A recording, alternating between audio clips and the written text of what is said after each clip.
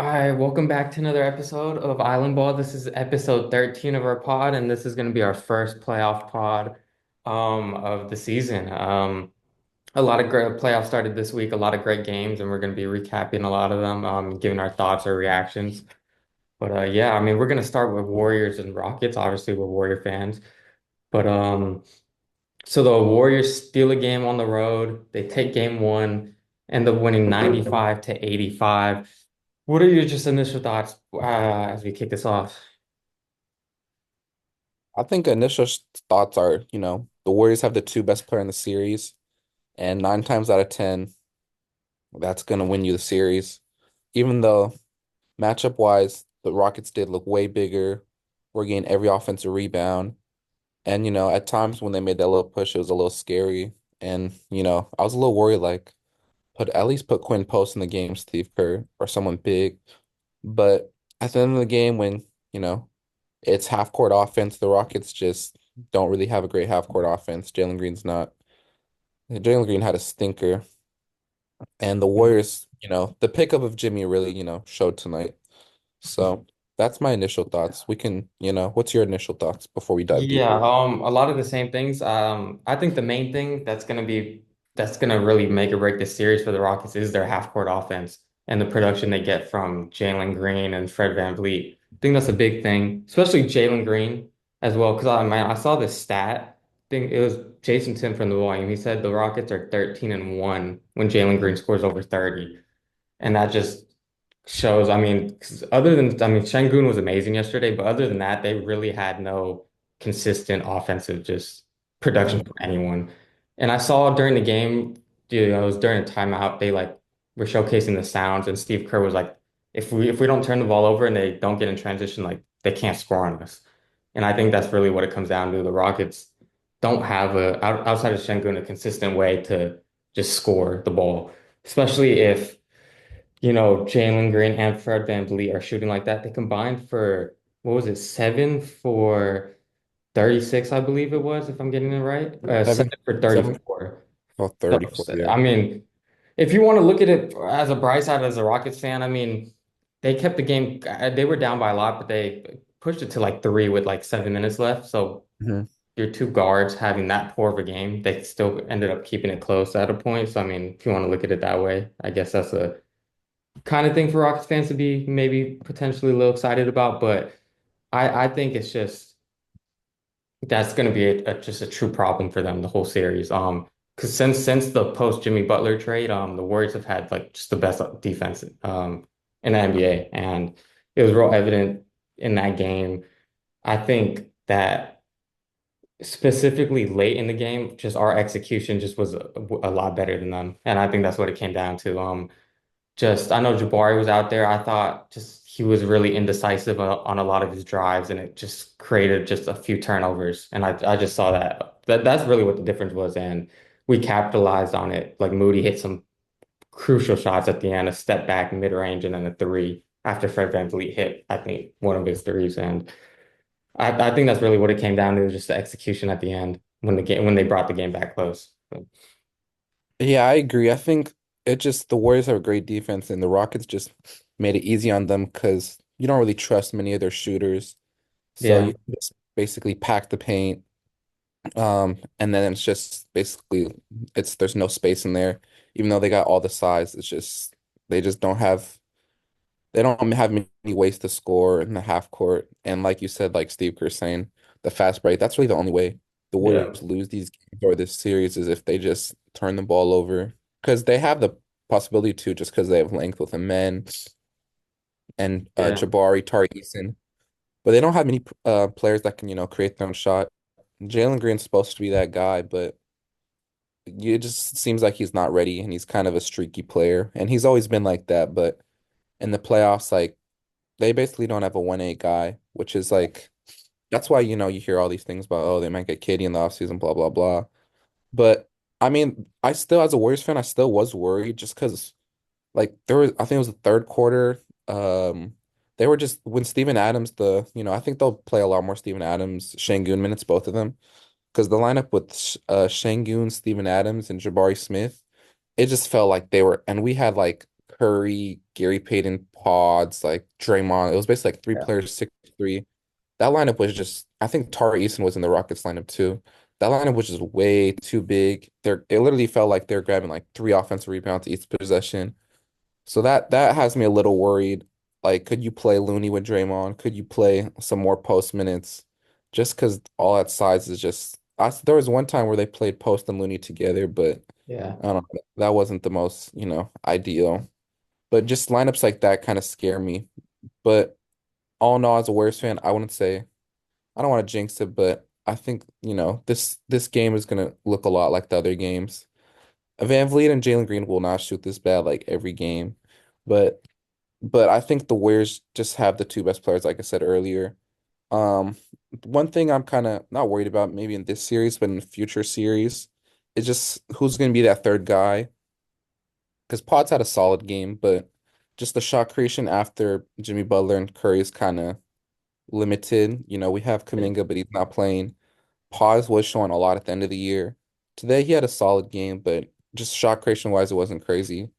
Not getting much from Buddy Hield. Gary Payton, you're not getting much shot creation. So it's just like later in the playoffs against better teams, or even in this series if it gets, tighter, like do we need like a third option or is Curry and Jimmy like enough? So that's my question for you. Do you think Curry and Jimmy are enough? Or do you think like you need a solid third option? Um, I think it's a little bit of both. Like it's hard for me to just flat out say Steph and Jimmy's not enough. Because I mean, Hmm. obviously you have those two people. I think you have a chance in any game. But Hmm. I think down the stretch you're gonna need some type of consistent offensive production. It doesn't have to be I'm not saying Potts has to score 20 points a game, and make five threes a game like he was during that stretch at the end of the regular season. Yeah. I just think they just and that's why I think it's very possible. I think they just need just a lot of consistency from everyone. Hmm. But I think with Jimmy Butler, that's like really possible. Just Moody has to, hit some of the more of those open threes that he's getting, Um, Yeah. and same with Buddy Hield. I thought they both got some pretty good looks the other day. Some of them just weren't falling, but I mean, Moody was hitting when it really mattered, which I really liked.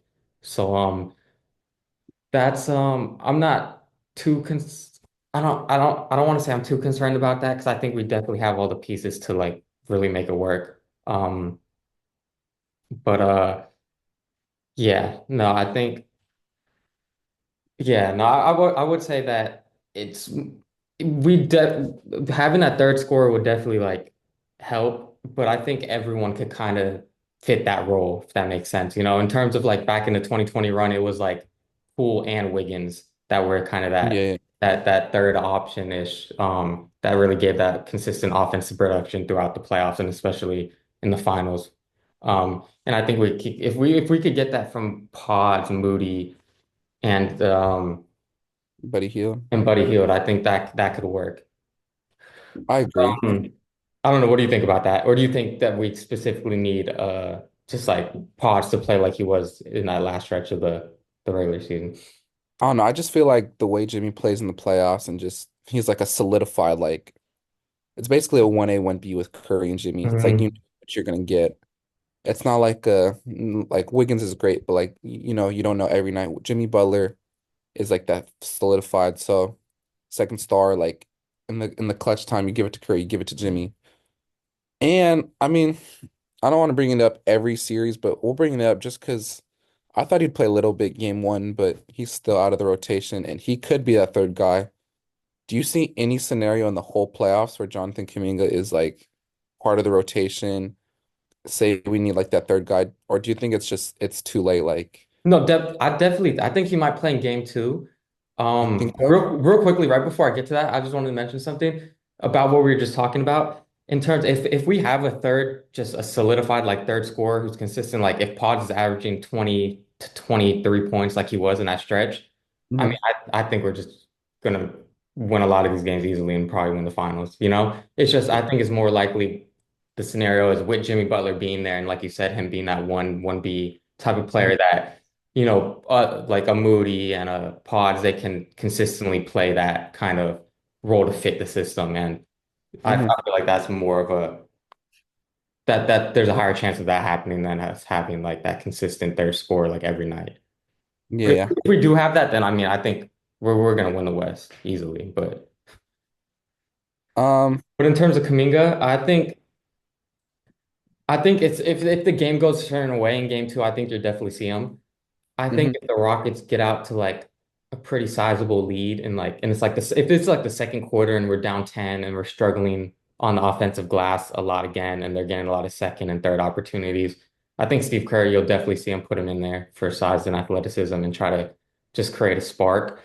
I think a main reason why you didn't see him in game one was the only time we really were behind in the game was in the first quarter, and he was playing the starters a lot throughout. I think Curry almost played the whole quarter, and he really like we mentioned at that timeout, he really emphasized, just he wanted the turnovers to be really down, and just because that was the only way that they were, really scoring and stuff. And I think he just doesn't trust Kuminga too much.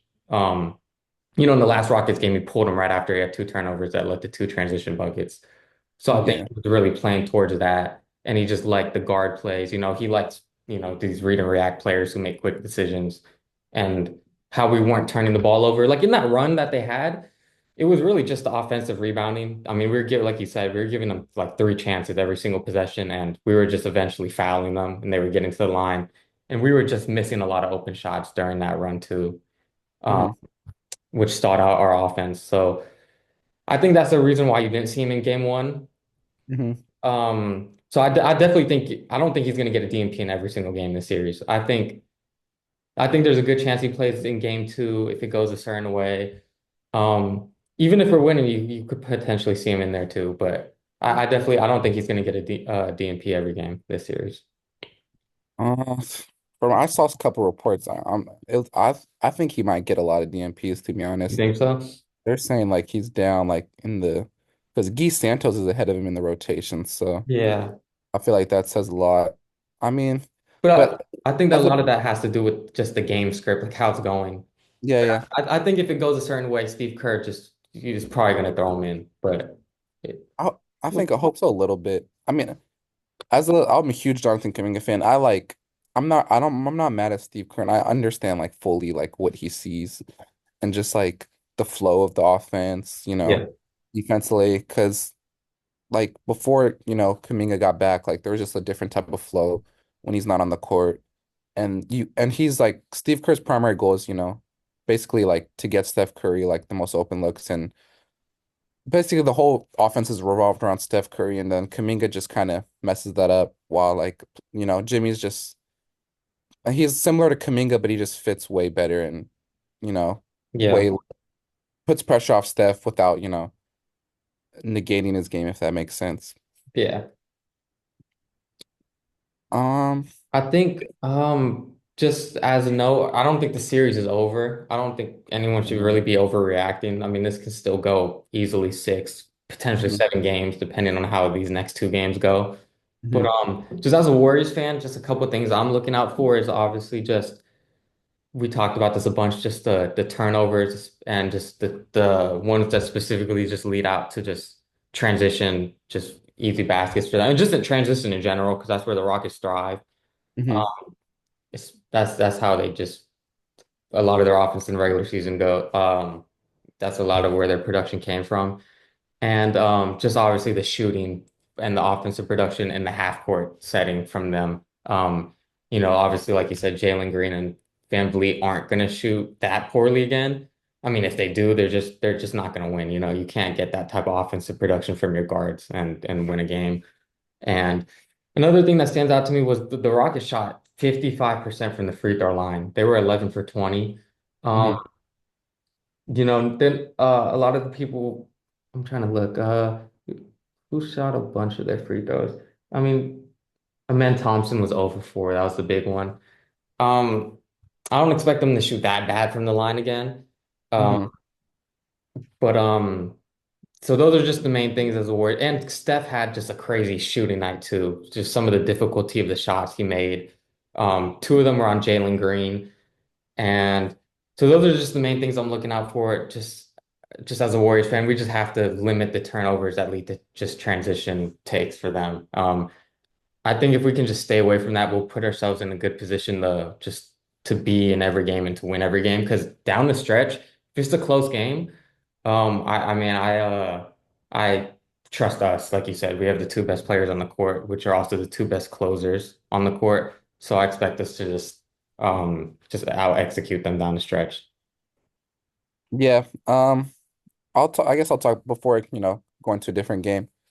I guess you mentioned the Warriors stuff, and I agree with all of that. I guess for the Rockets, what I would say if you want to win this series is play more of these Steven Adams, Mhm. Barry Smith, Şengün, and you're not going to win with the two best players, so you're just going to have to out rebound, out physical the Warriors, and you still might not win the series, but even Fred VanVleet played 40 minutes. If I'm Ime Udoka, I don't think I'm playing him 40 minutes. I'm trying to put as much size on the court, Mhm. especially with how poorly Fred VanVleet shot.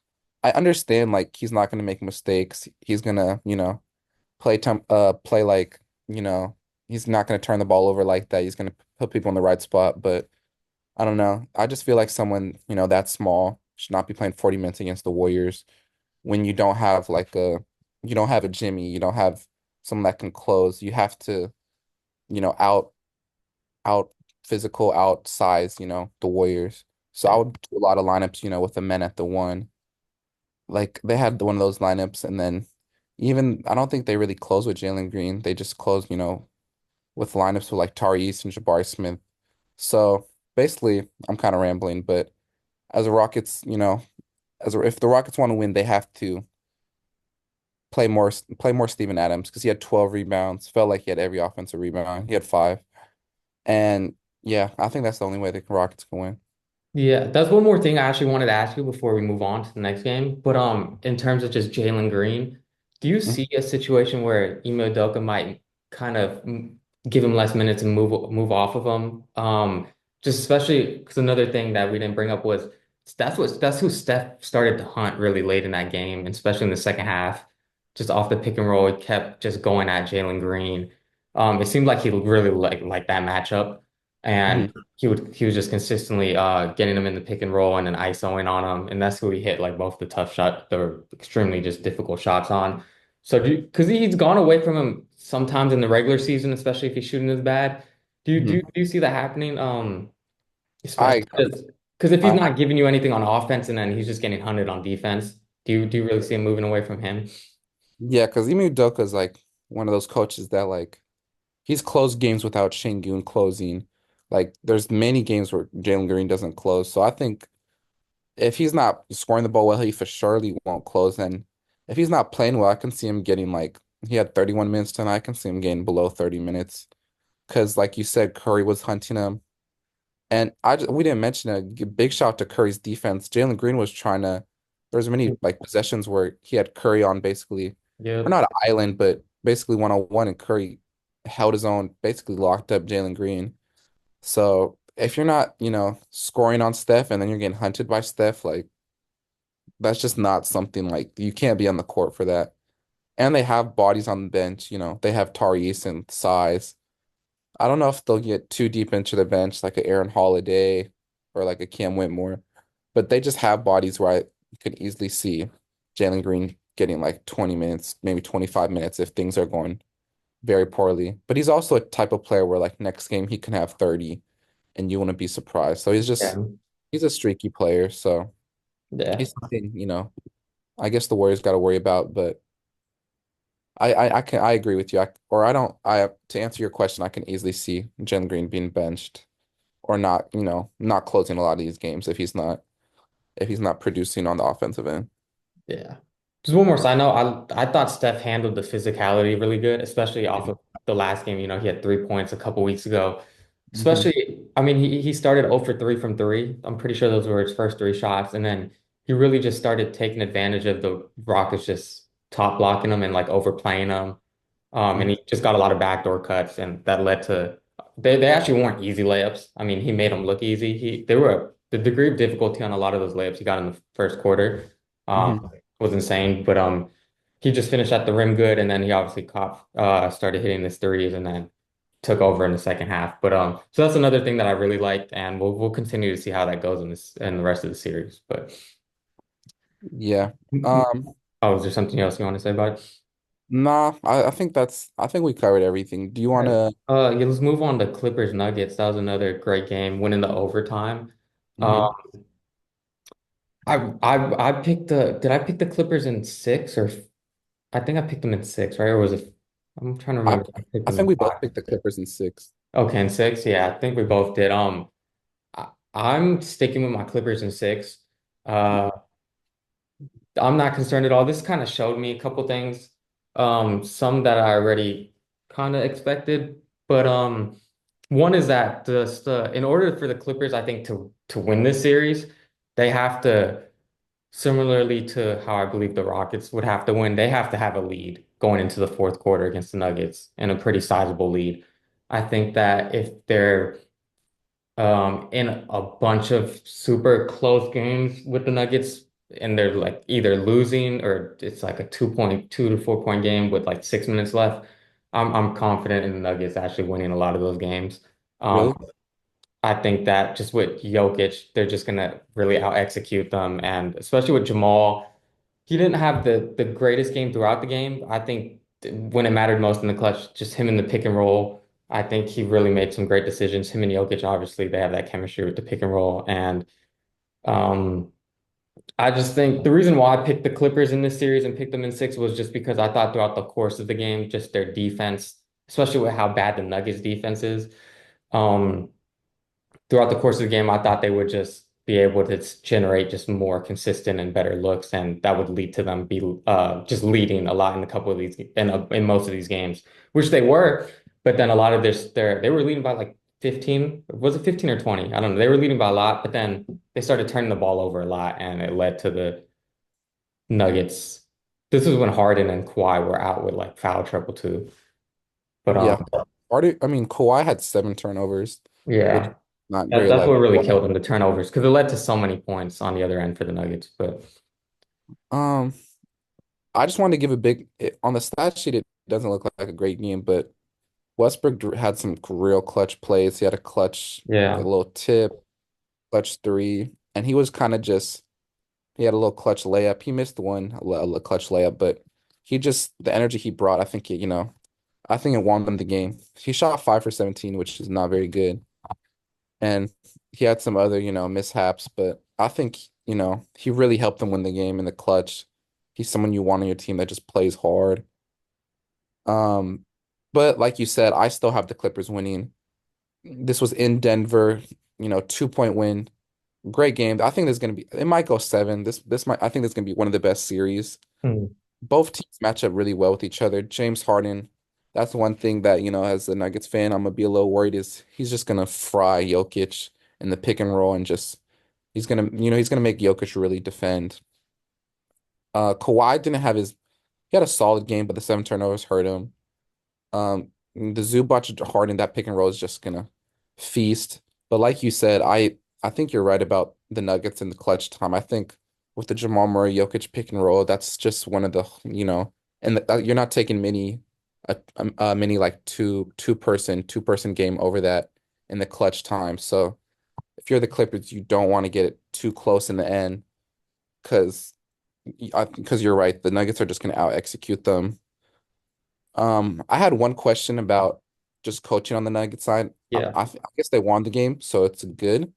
But what do you think about, Michael Porter Jr.? He had a slow start and then him just, do you think he's not going to close many of these games just because if his shot's not falling, if he's not playing the most defense? Do you think they'll just close with, Westbrook or even maybe like a Payne Watson or something?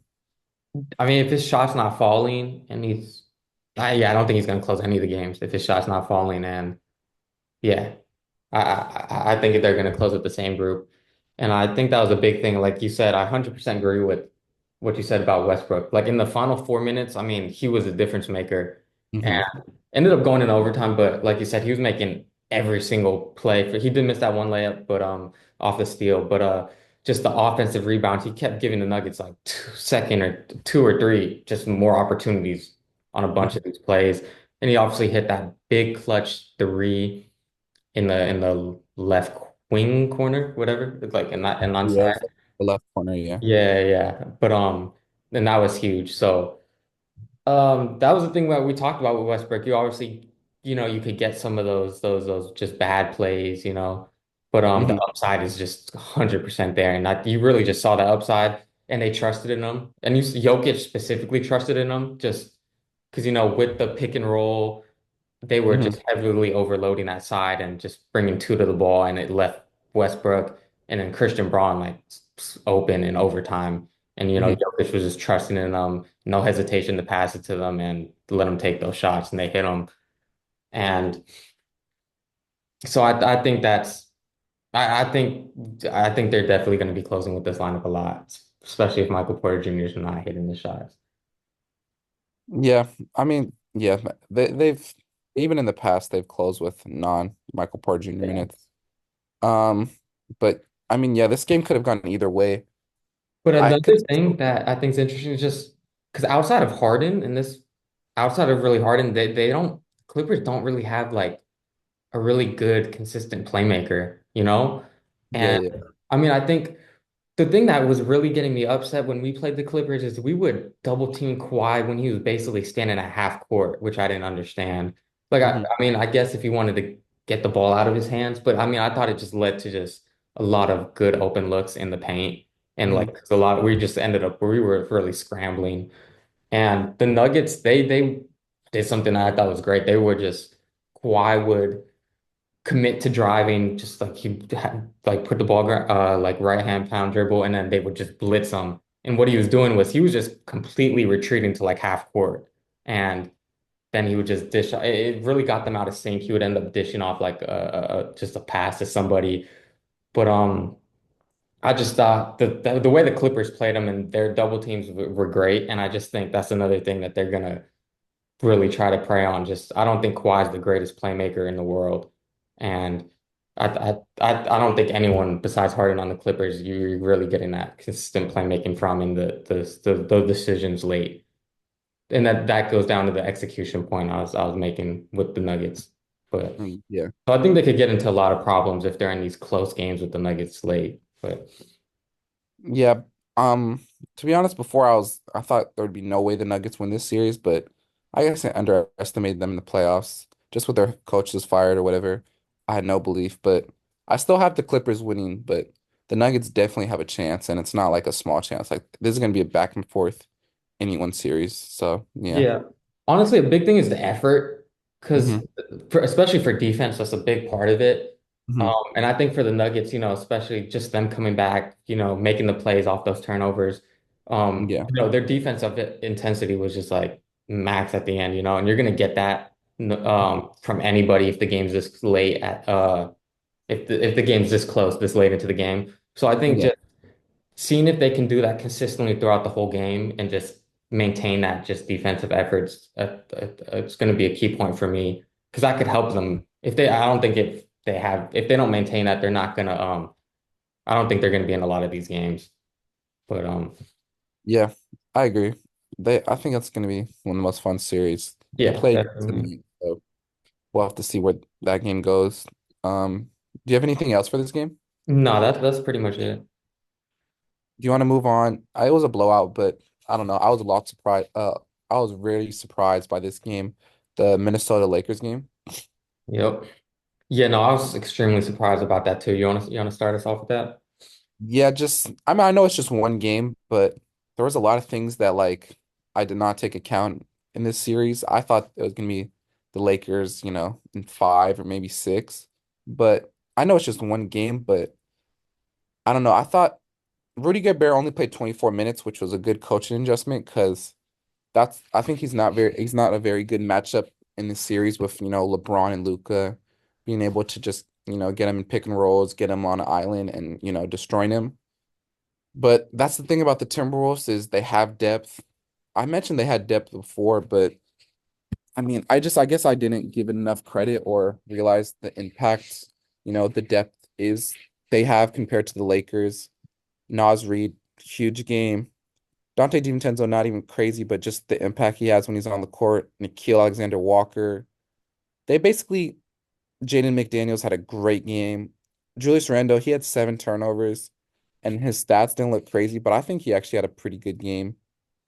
He defended, well. He was guarding LeBron most of it, and LeBron didn't have a crazy game. And Anthony Edwards had a solid game, but it was really the Jaden McDaniels, Naz Reid show. And just the amount of wing defenders they have is just going to be scary for any team, and especially for the Lakers. They have a perfect matchup for Reeves, Luca, and LeBron. Luca still, got his buckets, fried stuff, but Austin Reeves, I think Anthony Edwards was guarding Austin most of the game. Julius Randle was on LeBron, and then Jaden McDaniels was on Luca. So I think they just have the bodies to throw at these, their 3 stars, probably more than any other team. And they kind of just forced the other guys to, beat them. Dorian Finney-Smith didn't have a crazy game. Rui didn't have a crazy game. Luca is the only one that really, played above what he's supposed to do. Reeves kind of Ant played really good defense on Reeves. And Randall, like I said earlier, played solid defense on LeBron. So that's kind of my takeaway was they just have bodies to throw at these stars. Do you have anything that you saw? Yeah, I agree with you, and I mean that's one of the reasons why I picked the Lakers, and I thought they're gonna win so easily. I thought the Timberwolves weren't gonna be able to leverage their athleticism like they have been in the regular season, and that's why they've been so great, or why they are Mm-hmm. a great team, you know. Hmm. But obviously, I mean their physicality was just present throughout the game. I think. I mean, it's game one, so it's hard to say, but I mean, it can wear on you, especially just on both ends of the court, just the physicality they bring. Like you saw that with the Suns last year. It's one of the main reasons why they got swept. I Hmm. mean, just that physicality just drained on them throughout the whole series, I think, and they just never really fully recovered. But like you said, I think Jaden McDaniels was a big difference maker in this game because, Yeah. obviously we've known him to be like, just one of the best 3 and D type players or, but specifically just known for his defense. But I Hmm. mean, you were getting just way more than that in this game, just on the stat sheet, he was 11 for 13 from the field, 3 for 3 from three. So, I mean, if you're going to get him as a consistent, just, score, like not even just a offensive shooter or player, like just a flat out scorer who could just get a bucket. Like, I mean, that's going to be huge for them in the series, and I can definitely win it if he continues to play like that. I think on the Lakers end, I mean, I don't expect Austin Reeves to have, just I Yeah. don't as bad as the game. On the stat sheet, it doesn't look like he had a horrible game, but just his presence and his impact, I think he's definitely going to have more of an impact throughout this whole series than he did in game one. Same thing with Mhm. LeBron. Um, and they're going to need production from everyone else, as you said, Dorian Finney-Smith and even Gabe Vincent is a guy that, I mean, they get those minutes, they get those pretty clean, consistent open looks, and they're going to have to hit those. But Yeah. I'm not worried. I think the series definitely, after seeing what happened in game one, it can drag out longer than I thought it was going to drag out. Hmm. I'm still confident the Lakers are going to win, but I think game two, which is tomorrow, I think that's going to be a big determining factor of how the series goes. I think because if the Lakers come out like I think they did in game one, and the intensity is not there for the first quarter, the Hmm. physicality, just Minnesota's just easily getting to their spots. And that's another thing I think Ant had a really great game, one of his best playoff games. But I think that this series could get really away from them the same way it did to Phoenix. But I expect the Lakers to come out of here and just up the intensity in the first quarter. But we'll definitely see how it goes. I thought Ant had a really good game. Specifically, I just thought his just decision making was just great in this game. He was really letting the game come to him.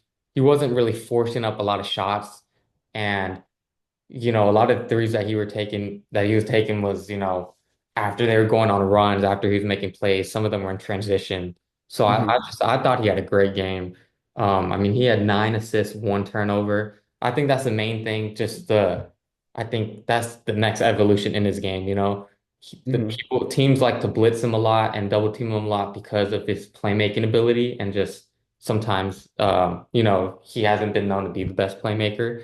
Hmm. Um, but I mean, I thought he just made some great decisions in this game, and I think that's a main thing that contributed to them, winning. So I think, I mean, if he maintains that just level of play, I think think the series is gonna go out. It's gonna be longer than I expected. But Yeah, I mean, just to touch on everything else and kind of sum it up is just the reason the Timberwolves basically made it so far last year is they just were out physical, out energied a lot of teams. yeah, Just felt like, they have a bunch of athletes and all this. And I guess with the Cat trade, like that's not Cats like they got Julius Randle back. They still have all these athletes and they have even more bodies with Dante. So I think they can really make it far. And I'm not saying the Lakers are out of the series at all, because I probably still have the Lakers winning, but if Ant's playing this good and they're just giving this much energy, I think it's gonna be really tough on the Lakers. Because even if they do have, you can probably say they have the two best players in the series. Ant is like he's right there, and just the supporting cast and their guys are just you're taking the Timberwolves guys. So I think it's gonna be a really fun series and can go 6 or 7. And the next game for the Lakers is a must win at home. yeah.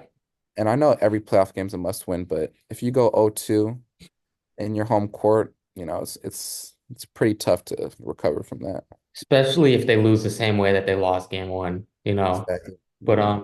moving on quickly, Pistons, Knicks. I know you have the Pistons in seven, right? No, I had the Knicks in 7. Oh, you had the Knicks in seven? Okay. Yeah, I wanted to take the Pistons, but no, still Knicks. Okay. I had the Knicks in five. But obviously, for a lot, I mean, the Pistons were competing for a lot of this game. We have a minute and a half left on the Zoom, by the way, so I'm gonna just Yeah. jump there quickly. But the Pistons, I mean, they were ahead. I think was it the end of. I'm trying to remember if it was the end of the third or beginning of the fourth. I don't know. But the before the Knicks went on the crazy like 21-0 run, Hmm. Pistons were, I mean, really just in this game. They're executing nicely. Like something that you mentioned is Cade was just getting to his spots, especially on Mikal Bridges. Hmm. Just the strength. There's a lot of times he just drove, would bump him a little, like the physicality. Yeah. Really just getting whatever he wanted on Mikal. I thought OG did a lot better job on him. Like Cade didn't have a crazy first quarter or first half. Hmm. And I thought a lot of OG was guarding him really well. But Hmm. just the reason why I picked the Knicks in five was just because just the talent and just I mean you Yeah. saw it in the run that they had. Just uh the Pistons just they started to really stall out. They had a lot of open looks from guys like Malik Beasley, even Schroeder had some that they just missed. And I think just the talent at the end of the day that the Knicks have is just gonna just be the difference maker. Um, yeah. I mean, one thing I noticed about this game, I know it sounds crazy, is Tom Thibodeau actually did like a 9-man rotation, which I enjoy. OG still played 44 minutes, but Yeah. McHale only played 29. Brunson played 40. Cat played almost 40, 39 minutes. So if I know they didn't do much, Landry Shamet, McBride didn't do much, but a big factor in this game was actually campaign. He in that little third quarter or fourth quarter run, like campaign was actually a huge, piece of that. And he's had little Cameron Payne's always been like that guy. All right, sorry about that. We're back. We're back. Basically, we were just talking about what the Knicks and I was talking about campaign. Basically, campaign is gonna be is that crazy to say campaign's an X factor? You can I know what I think a lot of people use the term swing factor. I think that might be a little Swing bit. factor, swing Yeah, factor. swing factor. Yeah. Because he's not an X factor, but yes, a swing Swing factor. factor, yeah. Um, and this game he was a swing factor. I wouldn't say he brought them back in the game, but he helped with their low run. And to briefly over it, yeah, it just seemed like the Pistons just didn't have enough at the end. They have Cade and they don't have much shot creation other than that. Schroeder's was a solid pickup. Tobias Harris had a great game, but it's just one of those things where they're probably happy to be here. Hopefully they can get some games, make it a little bit of a series. I don't want to say it's over after game one, but we always knew like the Knicks just had a lot more talent than the Pistons. So Yeah. Yeah. But are you still back home right now? yeah, I'm literally leaving at like 11. So Oh, that's why okay, okay. You're flying back in the where did you drive down there or you flew? no, I'm driving back. My friend You're from driving back. UCLA Okay. showed me. Okay. So we can briefly the next games are like all blowouts and Yeah. we can just We briefly can talk briefly about talk it, about you know, give if talk about more swing factors because I it. think one that could still be interesting is Bucks Pacers, but I agree. let's get into that. Obviously, you know, Dame, he's supposed to return in the series. Was Hmm. there I haven't looked up on it. Is he supposed to return? Do you know how quickly? Like, They is he said they said game two or game three. game two or game three? Okay. But yeah, so obviously game one, shorthanded without Dame. Obviously we talked about how great Giannis has been playing, you know, without them in that like 7-0 stretch. Um, and I mean, on a stat sheet, he had a great game, and I think yeah, I mean, they have a chance. I think they need Dame back on the court because just like what we've been talking about all this whole episode and just with the playoffs, I mean, you need you can't just have one guy, you know, no matter how good that one guy is. And yeah, I mean, I think that the Pacers, um, I mean, a person that I really want to talk about is just Miles Turner. I think that's another like swing factor or kind of swing factor. Just, I mean, he was hitting threes and Brooke Lopez wasn't, you know, and those are just the two centers. I think the two good guys who I think can really make a difference for the series, especially once Dame comes back and they have their whole team. If Miles Turner consistently just hits his perimeter shots like that, obviously we both know what they both bring on the defensive end. I mean, that's just a big swing factor. If one guy's doing it and the other guy's not, or one guy's doing it more than the other guy is, you know. So, Hmm. and I mean, in this game, Miles Turner hit 4 out of 6 threes. He was 7 for 12. Brooke Lopez was 0 for 2 from three. He still had 9 points, 3 for 6. But I think that's just another swing factor that we can really see in this series. I don't take too much in the game one. Just I got to see it when Dame's back, and hopefully he's back soon enough. Because I mean, what we've seen from them from the past, especially last year, I mean, you know, just they were just hurt, so they ended up losing, you know. But what's up, Penny? Yeah, it's my dog. Short. So, basically, same thing. I watched the game. It was basically Giannis versus all of them. Yeah, Kyle Kuzma with the Tony Stales in that line. I don't know if yeah, you I've seen saw that. that. Yeah, so Kyle Kuzma with the stinker. I thought they could maybe win the series without Dame, but I don't think they Mhm. can win the series without Dame at all. I Yeah, just Ryan Rollins, the starting, I think he was the starting point guard. Kevin Porter Jr. I guess he had a solid game. He could create his own shot, but without Dame, they just don't have much, to be honest. I thought Kyle Kuzma would do a little more, but nope. yeah, Um, right, the Brooke Lopez, Miles Turner, both stretch fives, and Miles Turner just was making them, and Brooke Lopez, he only shot two, but he didn't make either. So, I think I ended up picking Bucks in 7. I think I wanted to say 6. I think I said 7 though, just because the Dame injury mhm. was uncertain. I'm keeping that. I'm keeping Bucks in 7. I don't know. What? I think I said Bucks in seven, even if they don't have Dame, which Yeah, I don't think that's gonna. I don't think. I think the Pacers would win in like five without Dame, yeah, game two or three. So I still have Bucks in seven because this game was in Indiana, so yeah, it was a blowout, but it's not the worst loss in the world without Dame. If Dame yeah. comes, I think that can help a lot. And Hmm. there are some things from Indiana which I like. Like we said earlier, they're a team that just, a lot of people eat. They had one, two, three. They had six players in double figures. Yeah, But I think when it really comes down to it, uh, like we said in the earlier series, like the Bucks have the two best players. When it comes clutch time, you're gonna trust the Bucks more just because they have Dame and Giannis. So yeah. yeah. Um, Um, I think both of the 1-8 series we were pretty just confident about, you know, yeah, just it being a pretty quick series. You know, and it's interesting. I mean, the Cavs, I mean, I don't want to say they're necessarily super struggling, but I mean, he kept it close for a majority of the game. And then, yeah, I mean, Donovan Mitchell started finding shots that he really liked and, you know, the matchup with Hero and just, um, I don't think there's too much in this series. I mean, I got the Cavs in 4. I mean, if it goes to 5, I mean, I'm not. This isn't gonna show me. I mean, to me, it's really just Cavs get them out there. Celtics Yeah, because yeah. the Knicks. I like the Knicks, but they're gonna have to go through the Celtics, and I don't think they're beating the Celtics. So, I mean, yeah, I don't really have much to say about this series too much. But I mean, I know the Heat, they're probably gonna lose in four or five, but yeah, I just want to give a little shout out to Davion Mitchell. He kind of helped them in those playing games, and he had a yeah, solid game. I know that's kind of random, but I think he's been playing real well. It's just the Heat are just they just have a I wouldn't say they have a good they just lack, talent, not talent, but or yeah, talent. They just lack, scoring upside and talent. So it's gonna be hard for them to, you know, even win one game in the series. I think they could probably win. I think I got Cavs in five, but like you said, there's not much this series. It just shows, even though the Cavs won by 20, it didn't feel like they were like dominating, if that makes sense. Yeah. Which, I mean, you can't, if they win this series, you can't really be worried about it. But um, Ty Jerome had a real good game. For the Thunder and Grizzlies, I Yeah. mean, I don't know what you can get from this game other than, Jaren Jackson was pretty bad.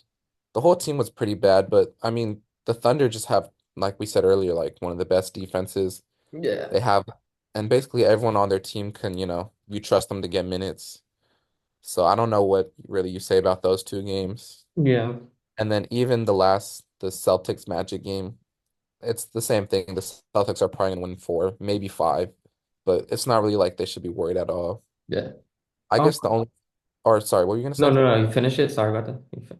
Um, I just, I think this offseason the Magic are just gonna have to get another, score because they Hmm. honestly defended pretty well, and Paulo and Franz always do their thing. But if you literally just check the box score, it's like Paulo 36, Franz 23. I know they don't have Suggs, which is a big miss, but even with Suggs, they just have a struggle. They've always, even last year, they were just mainly a defensive team with, Yeah. and it was this Paulo and Franz. But I think, I don't know if it's Anthony Simons. Maybe it's Trey Young. I don't know if that's possible. Maybe it's LaMelo. I think they just need to get a guard so they can put, Suggs back at that two spot because Yeah. the KCP signing, I loved it, but it just hasn't really looked that beneficial. Yeah, the Magic are gonna have to make some decisions. Obviously, the Jalen Suggs injury really just hurt them a lot, turned their season around. And Hmm. like you said, I mean, the main thing was the KCP signing. They thought he was gonna come in and, be that consistent just shooter and, 3D type of guy. Obviously hasn't worked out like they thought. Like I think like most people thought. Um, Yeah, I thought it was gonna be perfect, but but it just happened. in terms of Memphis, I agree with Ja to like, I mean, they're not gonna have as bad as a game as that, but I mean, I think the Thunder are gonna win in four pretty easily. I just think like we mentioned a lot, they're I think other than the Warriors, they're the best defense in the league. Just have just such great perimeter defenders. Obviously, a lot of their guys are young, which Hmm. I mean, this is like a perfect series for them, I think. I mean, obviously the energy is going to be there, and I just think what you saw today, just there's going to be a lot more of that. Like what you saw from the Grizzlies players, I think there's going to be just a lot more of that.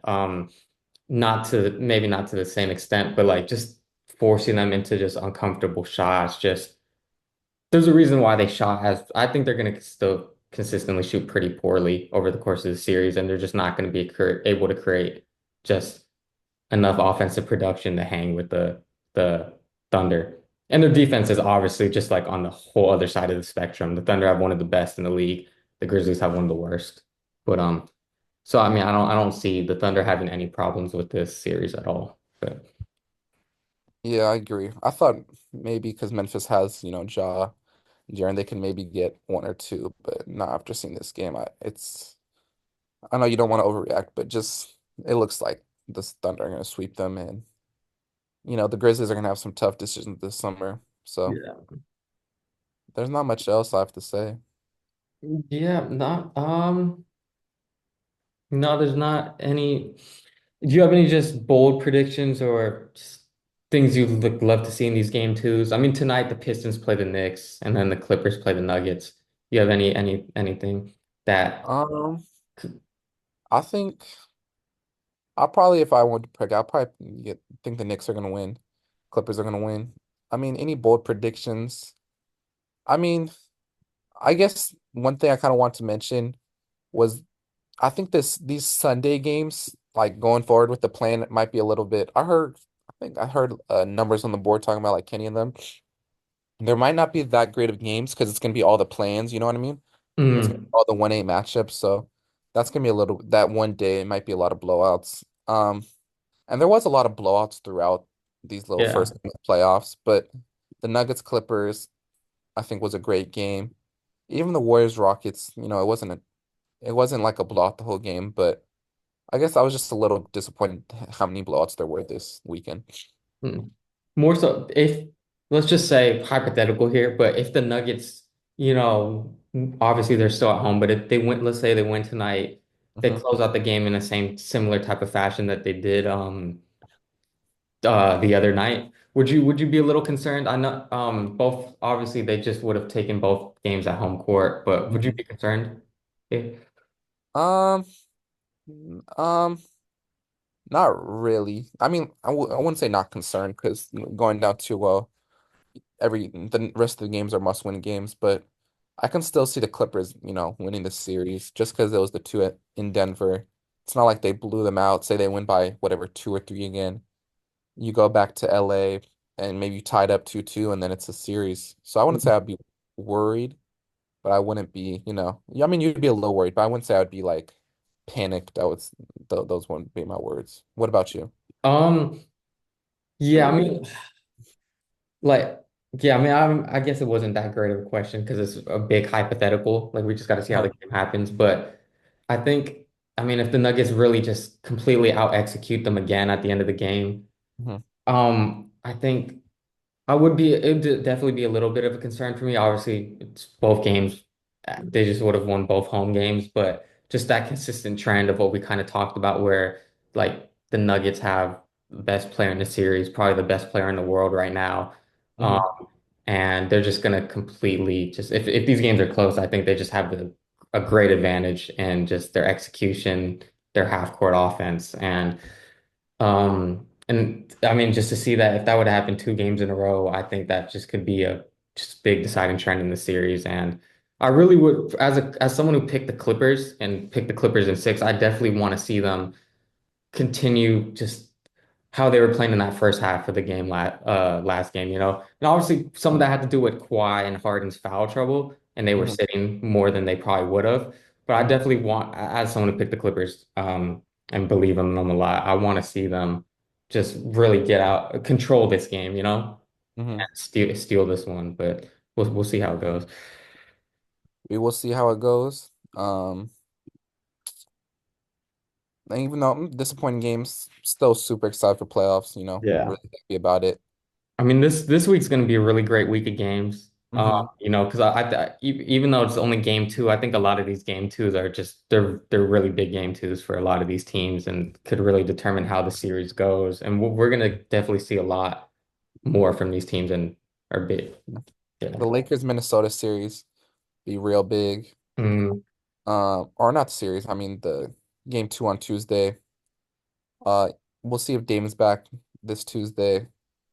And then these 2 games today are going to be real big. The Pistons Knicks and the Clippers Nuggets. I see the Knicks, pretty handling this series, but hopefully we see some things from Cade that just show us maybe next year he's going to take that leap into MVP level conversation or something mm, like that. But yeah, thank you. um, Yep. I mean, just stay tuned for our videos. Obviously, it's Mhm. playoff time now. We're going to be just posting a lot of reactions to these videos, recapping certain things. Mhm. Yeah, just stay tuned. Make sure to like and subscribe. Peace.